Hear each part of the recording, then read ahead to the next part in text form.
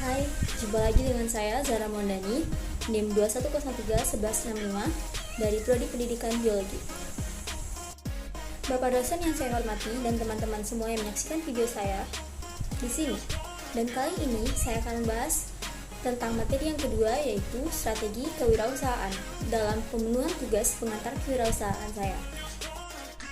Bapak dosen yang saya hormati dan teman-teman semua yang menyaksikan video saya, kali ini saya akan membahas tentang materi yaitu strategi kewirausahaan. Dan tentunya video ini adalah dalam pemenuhan tugas saya dalam mata kuliah pengantar kewirausahaan. Kita langsung saja teman-teman. Kita akan membahas pertama yaitu tentang pengertian dari strategi. Baiklah, yang pertama kita tentu akan membahas tentang apa itu strategi.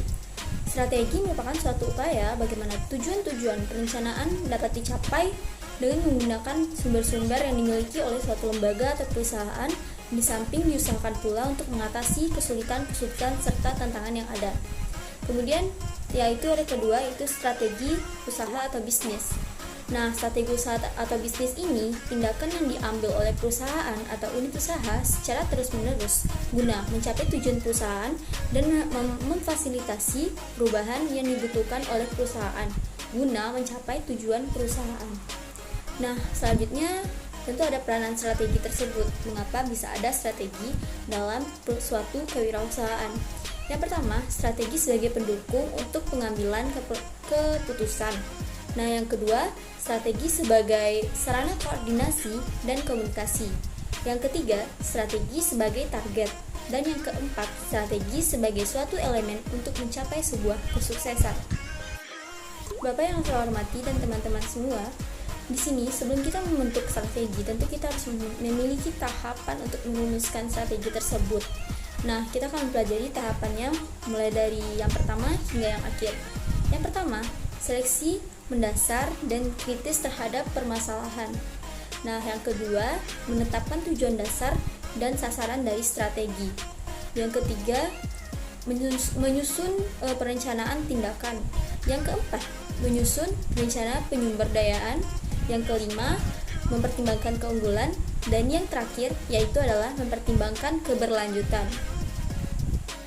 Baiklah, kita sudah mempelajari konsep-konsep dari apa itu strategi, bagaimana tahapan-tahapannya, dan apa-apa saja yang dilakukan dalam merumuskan strategi tersebut. Nah, setelah kita mempelajari hal tersebut, tentu ada bentuk-bentuk strategi yang harus kita ketahui. Menurut pendapat saya dan yang setelah saya pelajari, ada 7 bentuk strategi yang ada dalam kewirausahaan. Kita akan kupas. Nah, teman-teman, yang pertama yaitu strategi agresif. Strategi agresif ini adalah strategi yang mengatur suatu tindakan dengan cara mendobrak penghalang atau rintangan atau ancaman untuk mencapai keunggulan atau prestasi yang ditargetkan oleh suatu wirausaha. Nah, yang kedua ada strategi konservatif. Strategi ini membuat program-program dan mengatur tindakan atau action dengan cara berhati-hati, disesuaikan dengan keadaan yang berlaku, kayak keadaan yang tertentu gitu. Nah, yang ketiga yaitu strategi defensif. Nah, strategi defensif ini yaitu melakukan tindakan untuk mempertahankan kondisi atau keunggulan prestasi yang sudah dicapai atau yang sudah ada. Yang keempat, ada strategi kompetitif. Strategi kompetitif ini yaitu strategi yang mengatur suatu tindakan atau action untuk mewujudkan keunggulan yang melebihi organisasi lainnya atau perusahaan lainnya yang sama posisi dan jenjangnya. Jadi kita akan berusaha untuk menyaingi atau lebih unggul dari perusahaan-perusahaan lainnya. Nah, yang kelima ada strategi inovatif. Strategi inovatif ini yaitu strategi yang melakukan tindakan untuk mempertahankan kondisi, keunggulan, prestasi yang sudah dicapai. Nah, kemudian yang keenam yaitu strategi diverifikasi, yaitu strategi ini dilakukan dengan membuat program-program dan mengatur atau tindakan atau action yang berbeda dari strategi biasa yang dilakukan sebelumnya. Kemudian ada bentuk strategi yang terakhir yaitu adalah strategi preventif. Nah, strategi ini adalah strategi yang dilakukan untuk mengoreksi dan memperbaiki kekeliruan baik yang dilakukan oleh organisasi sendiri maupun yang diperintahkan oleh organisasi di atasnya. Nah, jadi ada ketujuh bentuk strategi yang saya dapat menurut salah satu ahli. Baiklah, kemudian materi selanjutnya yaitu tentang formulasi strategi. Tentu banyak formulasi strategi yang harus kita ketahui dan kita pelajari. Di sini saya menemukan 4 formulasi strategi. Yang pertama, harus dipahami visi, misi, dan objektif perusahaan sehingga kita akan mengetahui ke arah mana perusahaan akan dibawa serta bagaimana cara untuk menuju ke arah tersebut. Nah, yang kedua, harus dipahami adalah tentang posisi perusahaan pada saat ini. Terus posisi perusahaan itu bisa berupa mangsa yang dikuasai, posisi laba atau rugi perusahaan, dan kondisi internal satu perusahaan. Kemudian yang ketiga yaitu kemampuan untuk mengidentifikasi faktor-faktor lingkungan internal maupun eksternal yang sedang dihadapi oleh perusahaan. Nah, yang terakhir yaitu mencari alternatif solusi yang bisa dilakukan untuk mencapai tujuan dari organisasi atau perusahaan secara lebih efisien di masa yang akan datang. Kita masuk lebih dalam lagi, yaitu strategi membangun kewirausahaan. Terdapat 5. Ada strategi produk, strategi pemasaran, strategi harga, strategi distribusi atau saluran pemasaran, dan strategi promosi. Pada strategi selanjutnya juga ada strategi berbasis sumber daya.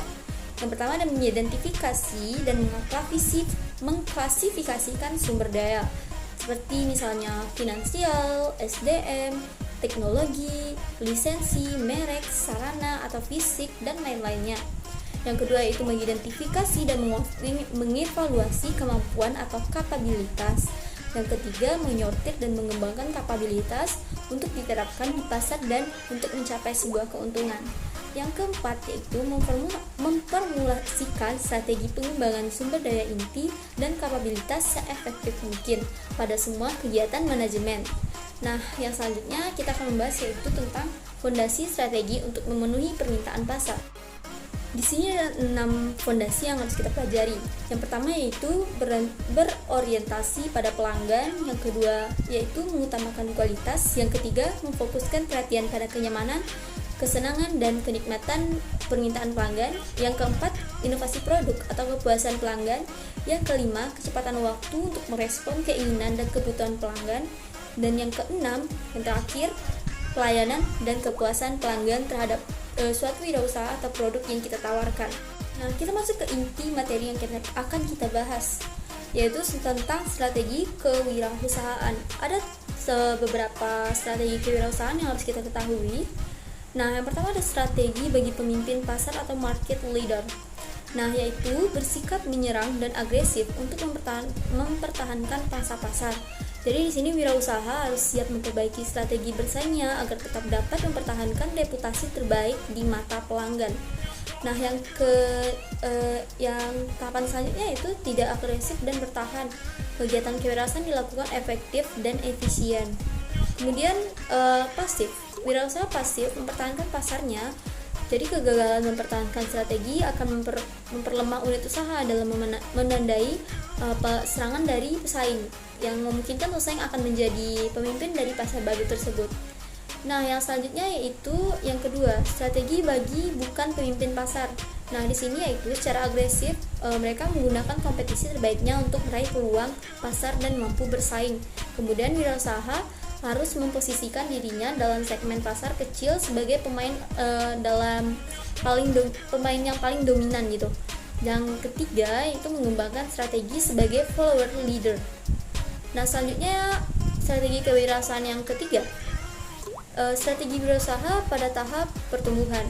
Di sini strategi pertahanan untuk mampu bersaing, mengembangkan produk inovatif, mengambil langkah positif dan proaktif, peningkatan pelayanan, berusaha mendapatkan posisi pasar dengan pengenalan produk secara berkesinambungan. Nah, selanjutnya yaitu strategi pengembangan kewirausahaan dari pemerintah yang dapat kita ketahui, teman-teman. Yang pertama ada demand pull strategi yang berisikan tentang strategi penguatan sisi permintaan, memperbaiki iklim bisnis, fasilitasi mendapatkan hak lisensi, paten dan lain-lain. kemudian fasilitasi pemasaran domestik dan luar negeri, kemudian menyediakan peluang pasar. Nah, selanjutnya ada supply push strategi yang kedua nih. Nah, strategi pendorong sisi penawaran menjaga ketersediaan bahan baku, mendukung permodalan atau aksi modal, kemudian bantuan teknologi, mesin atau alat produksi, peningkatan kemampuan SDM. Nah, ini yang paling inti nih teman-teman dan Bapak yang saya hormati. Peran dan strategi kewirausahaan dalam mengatasi tantangan. Tentu kita harus tahu nih sebelum menjadi seorang wirausaha apa saja itu strategi kewirausahaan dan perannya untuk mengatasi tantangan-tantangan dan rintangan selama kita berwirausaha. Nah, yang pertama yaitu memiliki daya pikir kreatif. Apa saja itu? Selalu berpikir secara visionaris atau melihat jauh ke depan. Sehingga memiliki perencanaan atau rancangan tidak dalam jangka pendek namun jangka panjang yang strategis gitu loh. Terus ada belajar dari pengalaman orang lain, kegagalan, dan dapat menerima kritik dan saran untuk masukan pengembangan usaha kewirausahaan tersebut. Nah, yang kedua bertindak inovatif. Apa saja itu? Selalu berusaha meningkatkan efisiensi, efektivitas, dan produk dalam segala aspek kegiatan usahanya. Nah, meningkatkan kewaspadaan dalam menghadapi persaingan bisnis. Dan yang terakhir strateginya yaitu berani mengambil resiko. Itu adalah menyesuaikan profil resiko, mengetahui resiko dan manfaat suatu bisnis tersebut, sehingga kewirausahaan harus memiliki manajemen resiko dari segala aktivitas wirausahanya. Di sini saya juga menemukan yaitu ada keputusan strategis kewirausahaan. Yang pertama yaitu perubahan produk dari barang atau jasa gitu loh. Terus yang kedua strategi terkait penetrasi pasar, ekspansi pasar, diversifikasi produk atau jasa, ekspansi usaha dan lain-lain. Nah, yang ketiga strategi memperoleh modal investasi. Yang keempat analisis sumber daya manusia atau SDM. Yang kelima analisis pesaing untuk strategi pesaing. Terus yang keenam kemampuan memodifikasi strategi dalam mempelajari atau menghadapi perubahan permintaan pelanggan. Yang ketujuh ada strategi harga. Yang kedelapan strategi interaksi perusahaan dengan masyarakat. Yang kesembilan yaitu strategi keuangan atau likuiditas perusahaan. Nah, teman-teman dan Bapak yang saya hormati, mungkin sekian penjelasan materi atau presentasi materi yang dari saya yang telah saya jelaskan. Jika terdapat kesalahan dan keafahan mohon dimaafkan. Mungkin cukup sekian dan terima kasih. Terima kasih juga atas segala perhatian dari teman-teman yang sudah menyaksikan video saya sampai akhir. Semoga ilmu yang saya berikan dapat bermanfaat bagi kita semua. Dan saya tutup dengan wassalamualaikum warahmatullahi wabarakatuh. See you in the next video.